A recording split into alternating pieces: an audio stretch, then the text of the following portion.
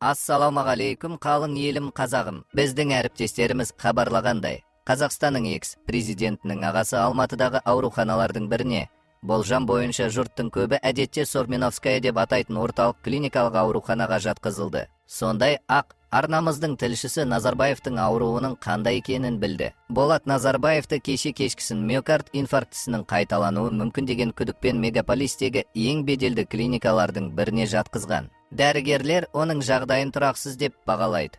Бұл оның өмір мен өлім алдында жатқанын білдіреді. Халқым, егер Болат бұндай жазаға ие болуы әліл десеңіздер, лайк басыңыздар. Тағы бір айта кететініміз, тәртіп сақшылары тілшісін аурухана ғимаратына кіргізбеген. Алайда медициналық мекеме ауласында журналист брондалған джипті байқайды. Қаңтар оқиғасынан кейін Болат Назарбаев іс жүзінде ел алдына шықпады. Оның серіктестері Алтын Орда базарының бұрынғы қожайыны, әрі Алматы облысы Қарасай ауданының Көлеңкедегі әміршісінің денсаулығының нашарлығын хабарлады. Назарбаевтың көптеген аурулары бар. Ол көптен бері төсекке таңылған. Соңғы кезде ол үйінде өте сирек және мүгедектер арбасымен қозғалатын болған. Түркияның мүддесі мен ықпалы қандай?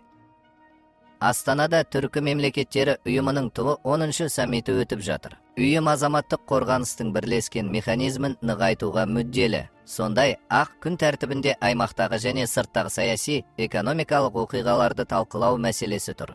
Саммиттің уақыты мен геосаяси контексті жөнінде не айта аласыз? Түркия үшін қазіргі таяу шығыстағы жағдайларды ескерсек, бұл өте маңызды саммит. Түркия соғыс жүріп жатқандықтан, Қызыл теңіз бен Жерорта теңізі арқылы оңтүстіктен де, солтүстіктен де жүк тасымалдау белгілі бір қауіп туғызуы мүмкін екенін түсінеді. Сондықтан, оған Транскаспий дәлізімен тауар тасымалдауға мүмкіндік жасау және оны кеңейту өте маңызды. Бұл жерде Түркияның мүддесі мен Орталық Азияның мүддесі тоқайласып тұр. Олар да қауіпті жағдайда, өйткені солтүстіктегі көршісі Ресей бар, төменгі жағында Ауғанстан тұр. Ол жақта қош типа суару арнасы салынып жатқандықтан, онымен де жұмыс істеу өте қиын. Бұл арна өзеннен Әмудариядан су тартып, болашақта ауыл шаруашылығында сыртқы және ішкі қауіп тудыруы мүмкін. Сарапшылар Түркия президенті Режеп Тайып Ердоғанның басты мақсаты Ресейдің Украинадағы соғыстан бас көтере алмай жатқанын пайдаланып, ресурсқа бай бұрынғы совет мемлекеттерімен арада экономикалық байланысты нығайту дейді. Бұл жөнінде не айтасыз? Түркия аймаққа ықпалын күшейткісі келе ме? Әлбетте, біз Орталық Азияда Ердоған режимінің ықпалы күшейіп келе жатқанын байқап жүрміз. Бюрократия барлық деңгейде тығыз байланыс орнатып жатыр, кездесулер,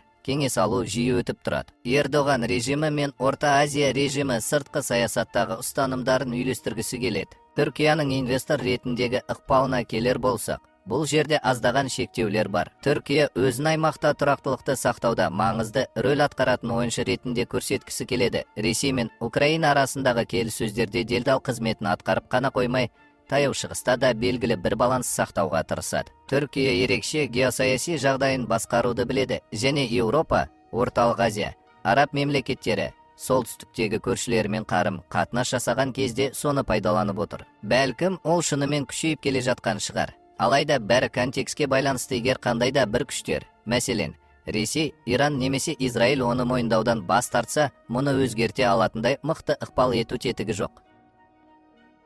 Анкара не ұсына алады?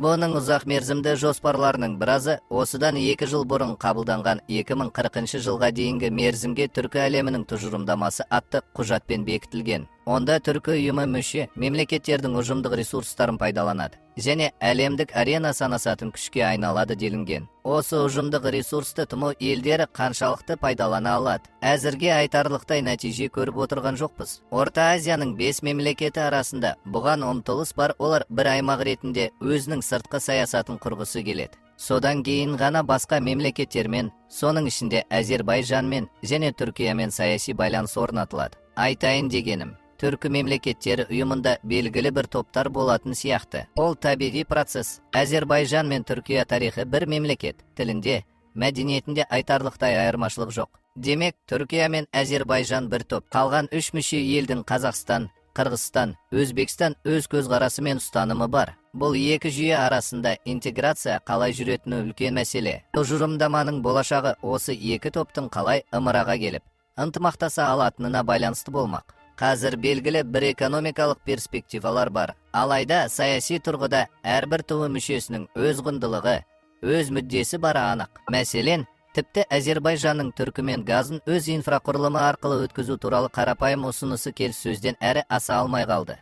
Өйткені Түркіменстан ТМО бақылаушысы Түркімен газын Еуропа нарығына шығаруға мүмкіндік беретін көпірді қажет етпейді. Түркіменстан Түркімен газын сатуға арналған үлкен инфрақұрылым жасауға ғана емес, өз ішкі инфрақұрылымы мен жаңа кен орындарын дамытуға да мүдделі. Ал Әзербайжан мен Түркия Түркіменстанның ішкі экономикасында тарихы ортақ ойыншы болғанымен, Қытай мен Ресей сияқты көп ұсына алмайтын болып тұр. Яғни, белгілі бір саяси ұстанымдар мен мүдделердің бірігуі айтарлықтай үлкен проблема. Сол үшін 2040 жылға дейін жоспар құру қиын.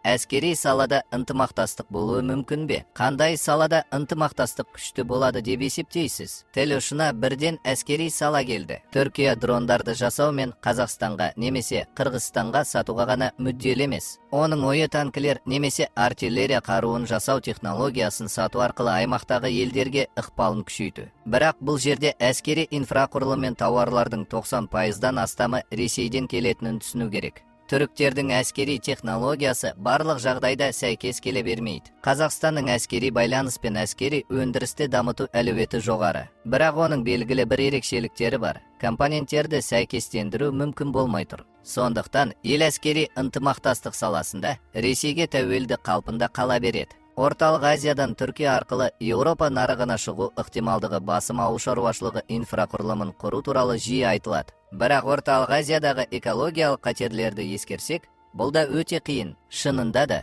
Түркия жоғары сұранысқа ие әскери өнімдер өндіруші ретінде танылған. Қазақстан ынтымақтасып, дрондар шығаруды жоспарлап отырғанын мәлімдеді. Ұжымдық қауіпсіздік шарты ұйымына мүше Қазақстан мұндай жоспарды жүзеге асыра ала ма? Бұл жерде мәселе біздің моқшы да болғанымыз емес, элиталардың мүддесінде жатыр. Негізі, дрондарды Қазақстанда жасап шығаруға мүмкіндік бар. Бірақ әңгіме ішкі өндіріс белгілі бір элиталарға осы дрондарды сырттан сатып алғаннан гөрі көбірек ақша табуға мүмкіндік береме дегенге тіреледі. Біз оны бұрынғы Қазақстан инжиниринг еншілес кәсіпорны мысалынан көрдік. Кәсіпорын өз өнімін шығарды, бірақ мемлекеттік тапсырыстан айырылып қалды. Белгілі бір дәрежедегі шенеуніктерге тауарды сырттан сатып алған тиімді. Элита мемлекеттік бюджеттің қаржысын сатып алуға жұмсаса, көбірек пайдаға кенеледі. Ішкі өндірісті жасауға болады.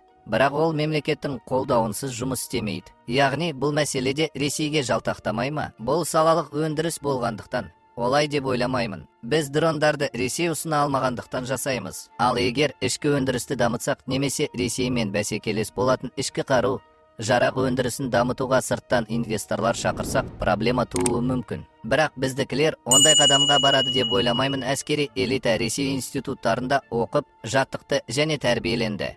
Мұндай нәрсе олардың ойына да кіріп шықпайды.